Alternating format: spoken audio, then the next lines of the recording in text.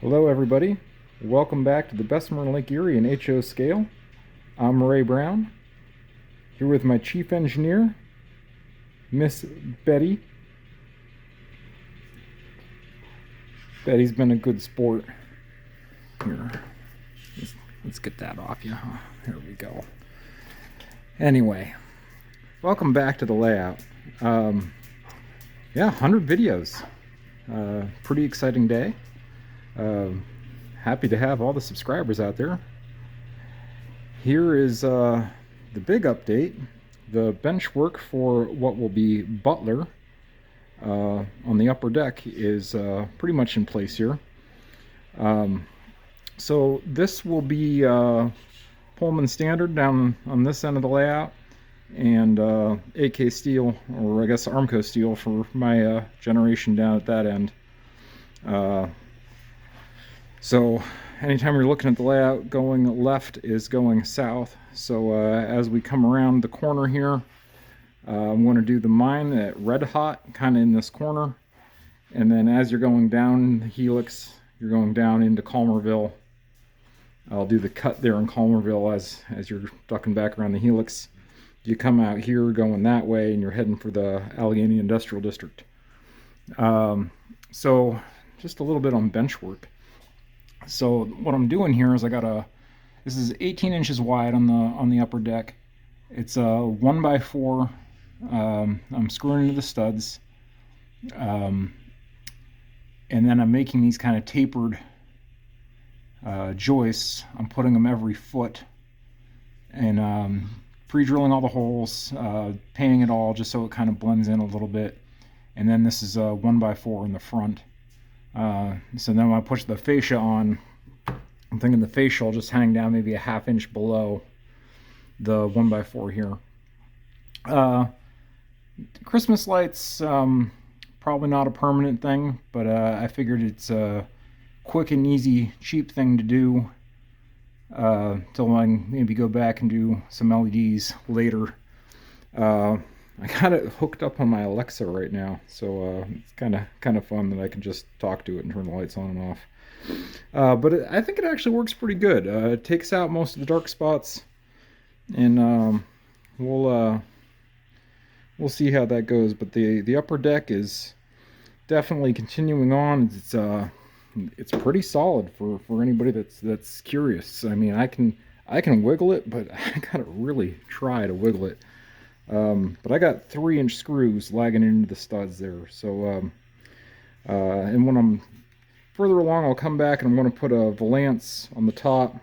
And the valance, I'm thinking, will be in line with the lower deck. So the lower deck's 40 inches, upper deck's 60 inches. And I'm 6'2". That gives me a pretty good, you're seeing about my eye level perspective right now. Trying to think of perspective from a shorter person's height. You know, maybe you got down looking something like this, looking right on the trains. But that would be somebody pretty short.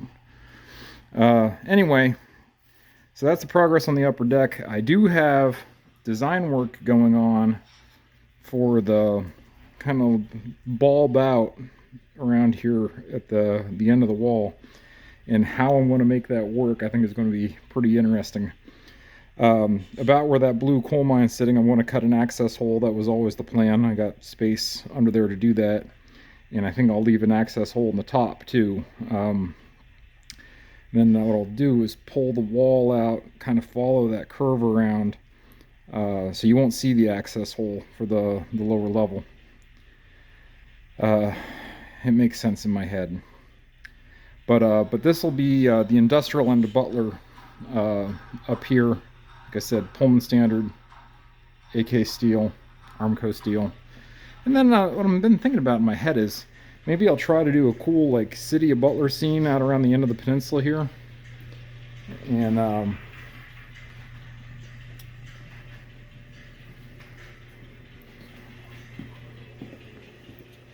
then looking down this wall will be Calvin Yard in the interchange with the B&O.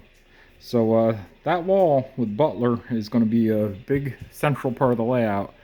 And kind of back there in the corner will be, probably just a 3 or 4 track little Shenango yard. And the Shenango Butler turn, I think, is going to be a fun job to run, because you leave Shenango and immediately go up the helix and have to go all the way out around the layout to get to Butler on the upper deck and then back. I have not had the 903 out in quite a while. Let's go ahead and get it moving here. This is a Division Point brass model, and it's still a little temperamental. I'm forever working on the brass stuff, but I do love this engine. It's a TCS version 4.5 decoder in there, iPhone speaker.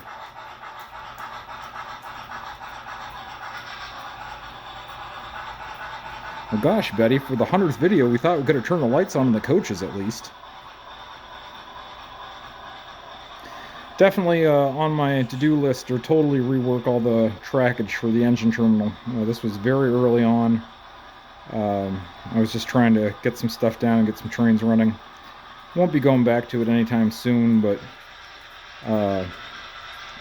one of these days we'll get back there and work on the engine terminal. And of course, modeling the best were in the 50s. I just love modeling the passenger trains mixed in with all the coal and ore trains. And if that's not beautiful, I just don't know what is.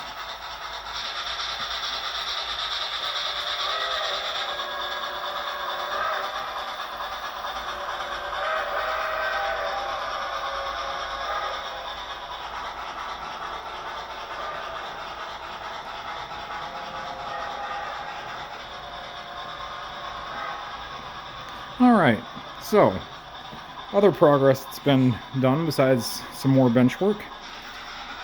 I'm continuing to progress on the ladder on the XB end of the yard. Got first few rails in here. I will give a shout out again to White River Line. He's got a great video out on how to do these kind of long yard ladders. Stop that train so we don't have to listen to it. And gotten a couple of my yard tracks pretty much done. I got one in here enough that I was able to yard this coal train. I think I'll be able to back my other test train in here pretty soon. What I'm doing here is this is Central Valley tie strips, and I'm just gluing them down to the deck and then gluing the rail in place.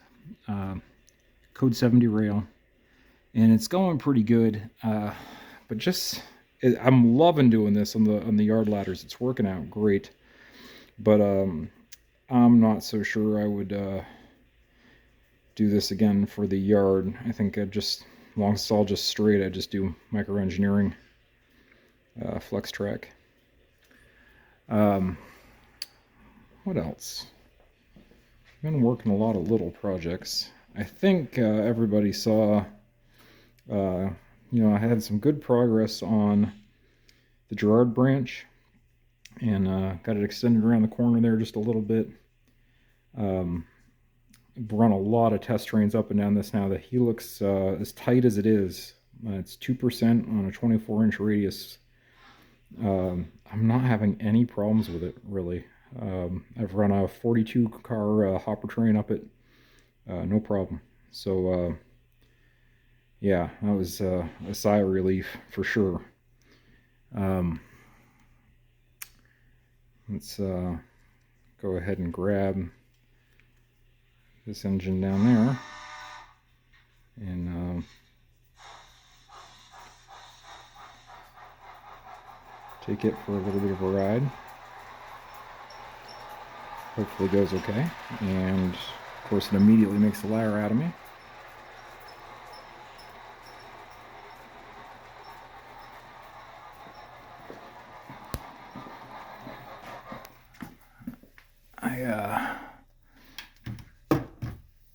this train around manually with the 050 method last night, so I probably just derailed that when I was setting back up.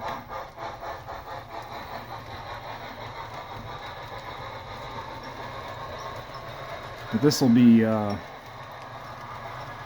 heading back to Albion, I think right about where the engine is now. I want to put in a crossing for Bowmantown Road.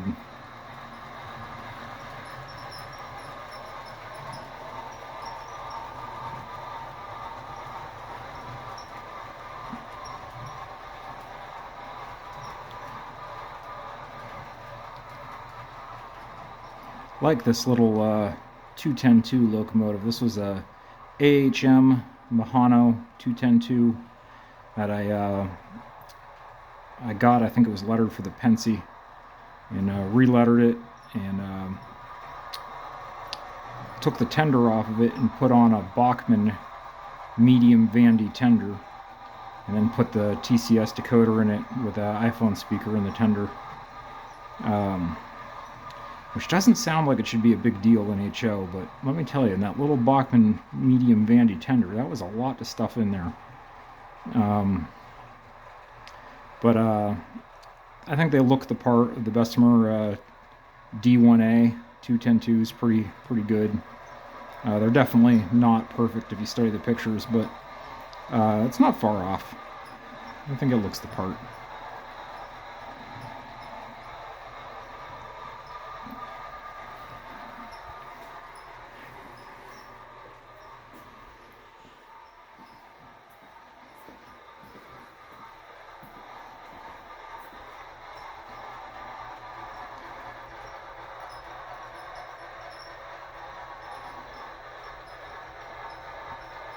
Not sure what's squeaking there. I'll have to figure that out here at some point.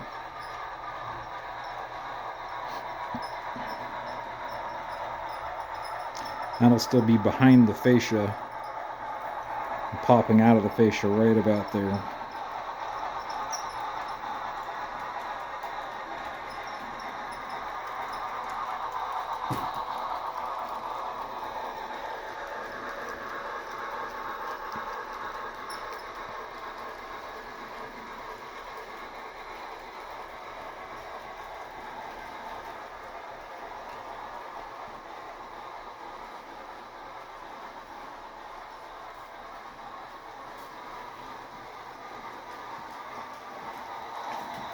This will be coming up to CE Junction and Albion.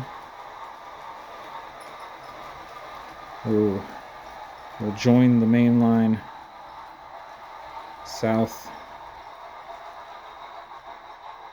to Greenville and beyond. All right, so I did another thing. Been speed matching the locomotives. I got a lot more to do yet, but what I do when I speed match, and everything that's out on the layout right now is speed matched. Stuff in the roundhouse is not, but I'm running 126 speed steps on my TCS Wi-Fi throttle and Digitrack system.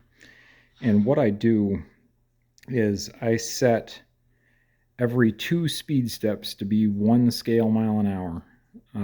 So if you're going 80 speed steps, that's 40 scale miles an hour. Everything maxes out at 63. And then if I get a locomotive that won't go 63, what I do is I just do the 3-point speed matching curve, and I just cut it off at the middle, so I get a max speed of 30 scale miles an hour. But I gotta tell you, most everything I have will do 63, and you don't want to go that fast anyway. I tend to run most of my stuff at about 70 speed steps or 35 scale miles an hour. It's a little bit of a process, but I think it's rewarding and worthwhile because I can consist anything with anything at any point.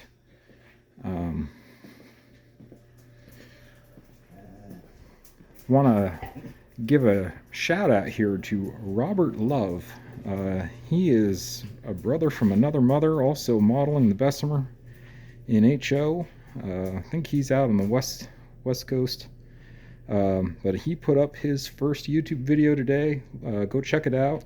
I'm very jealous of the name. He picked a cool name. Just look up The Route. Bessemer and Lake Erie and HO. Really cool. He's made a lot of progress. That layout's going to be awesome. His Osgood scene is going to be way cooler than mine. Really looking forward to following his work. So if you haven't seen The Route yet, go check it out. There's my Accutrack speedometer I use to check my speed settings. But here's the last thing I'll talk about before I'll shut up on video 100 here. My brass 210-4s. I've talked about these, I think, at length, about how much I hate them. Love to hate them.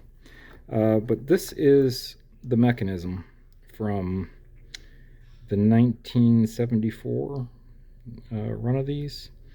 Open can motor, and you just got a drive line down to a gear down here, and don't drop it, right? And my issue with these is they are so stiff. There is almost no lateral left or right play in these wheels at all, and they're all flanged, and that means I have successfully run these down to a 24-inch radius, but if your track work is not absolutely perfect, you will derail. And to the point that I don't think it's possible to ever be perfect enough. And then, you know, they have all the traditional brass problems. They short out, they're herky-jerky, the screws on the side like to unscrew. I'm forever taking these apart and requartering them. I feel like I get them quartered good and they're running smooth, and then something slips and they're out of quarter again. I have a few of these I've remotored. I've put a Maxon motor in one. I've put Athearn Genesis motors in a couple. I've got some Boo rim gearboxes, but I'm convinced none of it's going to fix the real problem, is that they're just too stiff. So I got a Pennsy Decapod from Broadway and gutted it because the drivers on the Pennsy Decapod and the Bessemer 210-4 are exactly the same. So I stripped it all down and took off the front pilot of the 210 and the big air tanks that were on top of that, and then designed a replacement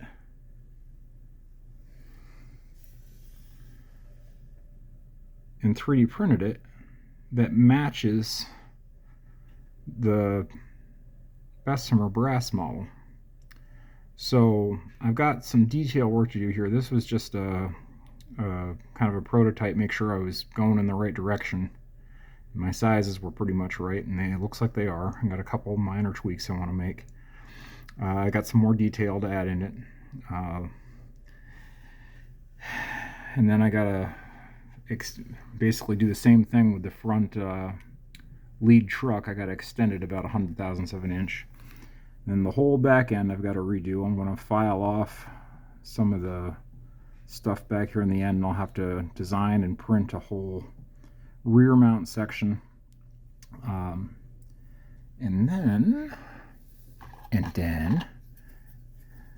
I will take the brass shell and set it over that. I gotta file out the brass shell a little more to get over that gearbox.